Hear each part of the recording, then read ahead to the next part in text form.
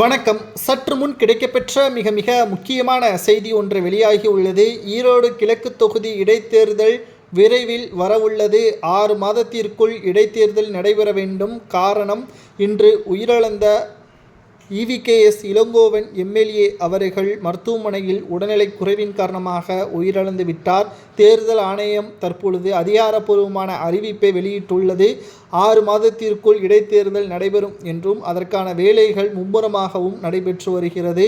தற்பொழுது இரட்டை இலை சின்னத்துடன் OPS, எடப்பாடி இருவரும் இணைந்து அதிமுகவின் முதல் இடைத்தேர்தல், அதாவது இவர்கள் இருவரும் இணைந்த பிறகு நடக்கக்கூடிய முதல் இடைத்தேர்தலில் வெற்றி அடைவார்களா? அதற்குள்ளாக எப்படி இணைந்தார்கள் என்று நீங்கள் கேட்கலாம். 19ஆம் தேதி அன்று தேர்தல் ஆணையத்திற்கு இருவரும் செல்ல வேண்டும். இரட்டை இலை சின்னம் முடக்க வேண்டுமா அல்லது அதிமுகவிடமே ஒப்படைக்க வேண்டுமா என்று இருவரும் ஒருமனதாக கையெழுத்துவிட்டு பேச்சுவார்த்தை நடத்தி இறுதி முடிவை வெளியிட வேண்டும்.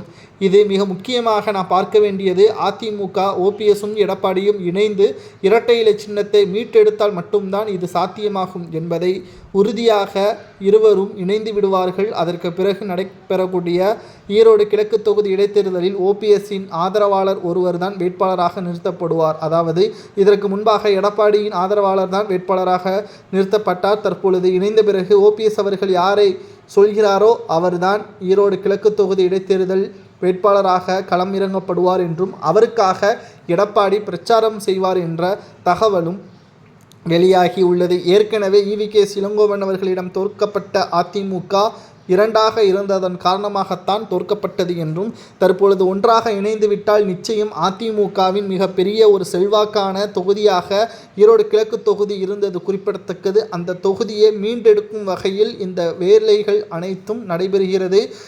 எடப்பாடி பழனிசாமி அவர்களும் OPS அவர்களும் இணைந்து செயல்பட்டால் நிச்சயம் இது வெற்றி வாய்ப்பை ஏற்படுத்தும். ஒருவேளை தேர்தல் ஆணையத்திடம் நாங்கள் இருவரும் ஒன்றாக இணையவில்லை என்று தெரிவித்துவிட்டால் இரட்டை இலை சின்னம் முடக்கப்படலாம் என்ற தகவலும் அரசியல் வட்டாரத்தில் பரபரப்பாக பேசப்பட்டு வருகிறது.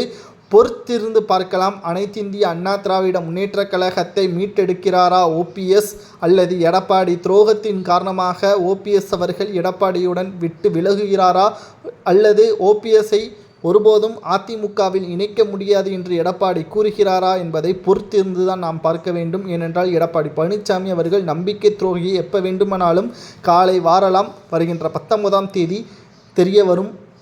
டெல்லிக்கு சென்று தேர்தல் ஆணையம் அதிகாரியிடம் என்ன கூறுகிறார்கள் என்பதை நாம் அடுத்த வீடியோவில் பார்ப்போம். நன்றி, வணக்கம்.